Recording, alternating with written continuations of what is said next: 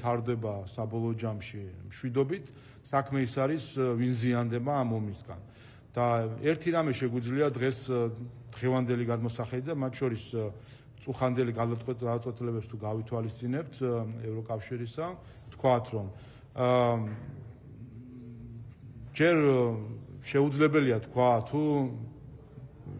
ვინმე თუ იქნება ამ ომის გამარჯვებული, თუმცა უკვე დანამდვილებით შეიძლება თქვა, რომ ამ ომს ნამდვილად ყავს ორი დამარცხებული, ეს არის უკრაინა და ევროკავშირი. უკრაინა, რომელსაც უწევს ახლა გადაწყვეტილების მიღება საკუთარი ტერიტორიების დაკარგვის დე-ფაქტო აღიარებაზე, რომელმაც ასობით ათასი საკუთარი მოქალაქე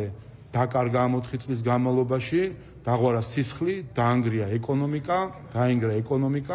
და უწევს ტერიტორიების დათმობის დე-ფაქტო აღიარებაზე ფიქრი და მეორე ევროკავშირი, რომელსაც ახლა საკუთარ მხრებზე აწევინეს, აკიდეს ტვირთი უკრაინის ფინანსური დახმარებისა, უკრაინის სამხედრო დახმარების ფინანსური უზრუნველყოფისა. ამ ყველაფერშიც წუხანდელი გადაწყვეტილებით ევროკავშირი იღებს ცესხს